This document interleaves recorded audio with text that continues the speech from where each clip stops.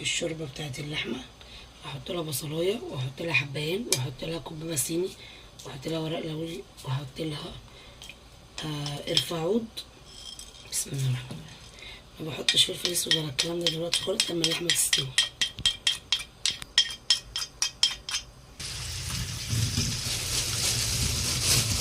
اغسل الملوخيه، نعمل ملوخيه واعمل طاجن باميه. اغسل الملوخيه، انا هنا لاقعه اللحمه بتاعتي قبل ما الميه تسخن الشوربه. هنا اغسل الملوخيه بتاعتي، الشوربه بتاعتي غليت اهي وهنزل بيها باللحمه اهي. بسم الله الرحمن الرحيم. اللحمه بتاعتي ديت بلدي،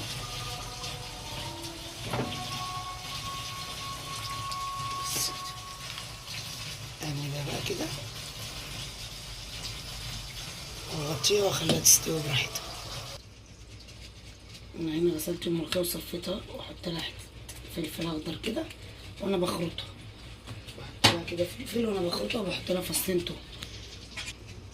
اخرطها بقى هنا في المخرطه. انا بحب خرطه المخرطه، مش بحب احطها في الكبه، بحب اخرطها في المخرطه كده احسن من الكبه بكتير طبعا. تعالوا بقى نعمل الباميه. معايا بصلايه وسط، ومعايا معلقه زبده كبيره نزلت عليهم في الحله اهو. هشوح البصلايه شويه عشان اشوح فيها الباميه كمان. معايا هنا فصين توم، هنزل عليهم على البصله برضو.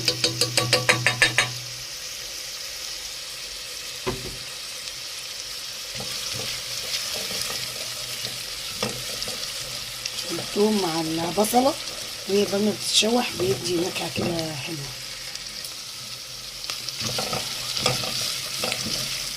انا مش هحمر البصله، انا هنزل على الباميه على البصله. انا الباميه بتاعتي مفرزه، بحاول نص كيلو باميه.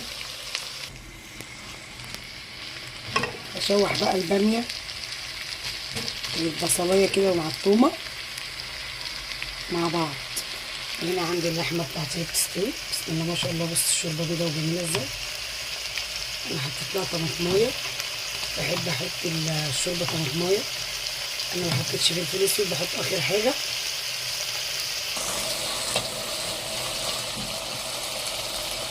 مع قرن فلفل بقى سبايسي كده عشان يروق الدنيا. احمرتها كده، احط كده 2 بس، مش هقطعه، لا هو قسمته 2 بس.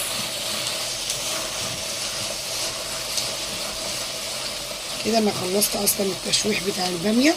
هنزل عليها بالطماطم. بسم الله الرحمن الرحيم. بسم الله الرحمن الرحيم. الطماطم دي بردك عندي مفرزه، انزل كده عليها واسيبها بقى تستوي مع نفسها شويه.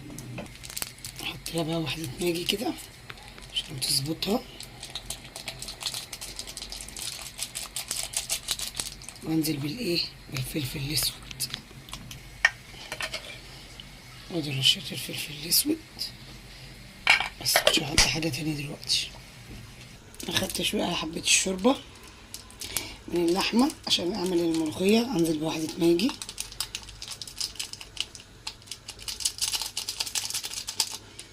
وانزل بحبه ملح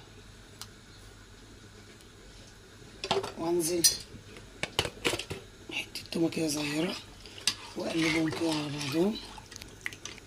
واحط بقى كمان صودا اللي هو بيكربوناتو يعني.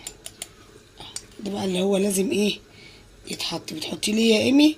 عشان دوت اللي بيخلي الملوخيه ليها عرق لاخر معلقه في الحله. اخر معلقه في الحله بيبقى ليها عرق من الملوخيه. وادي الملوخيه بتاعتي. بسم الله الرحمن الرحيم. هسقط بيها كده واقلبها كويس، وبعد ما اقلبها اروح بيها على النار. اقلبها كده تفضل خضره. ده يعني وظيفه الكربونات اللي انا بحطه، بتفضل خضره زي ما هي لغايه اخر معلقه وتفضل فيها عرق زي ما هي. بص العرق بتاع الملوخيه بسم الله ما شاء الله عليها. بصي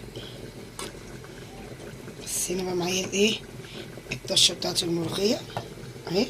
يلا نولع الطشه.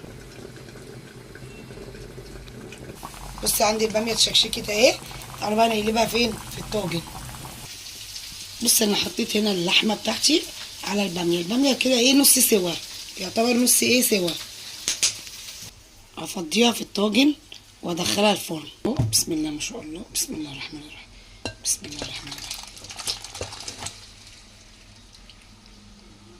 بس كده فضيته كده، هدخله بقى الايه الفرن. هنا بقى الطشه بتاعتي الجميله دي بتاعت الملوخيه.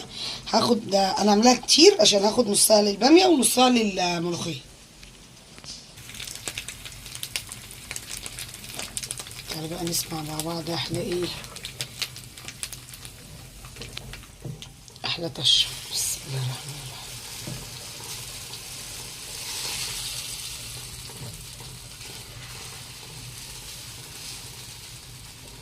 انا شلت نص الطشه عشان احطها على الباميه. بصي بسم الله ما شاء الله عليها. بصي هنعمل مع بعض ايه احلى حبه رز بالشعريه بقى كده يستاهلوا ايه بقكم. انا معايا كده معلقه زبده،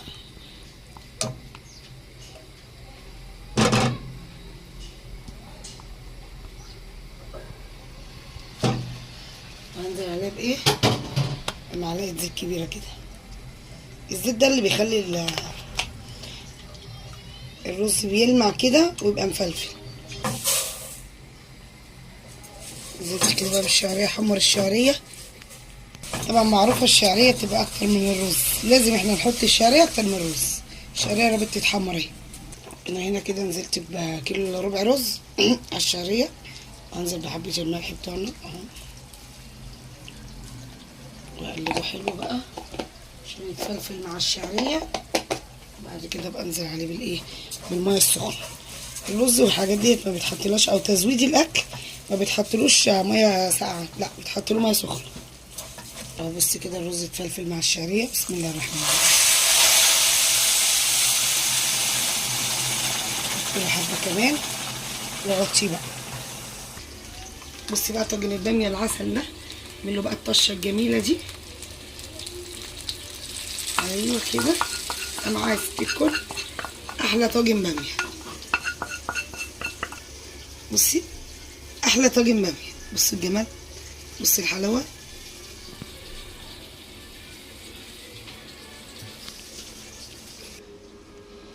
تعالوا بقى اتغدوا معانا. بصوا خلصنا الغدا اهو، بسم الله ما شاء الله. بصي البتنجان مخلل تحفه بجد، تحفه يفتح النفس. والطاجن بسم الله ما شاء الله عليه.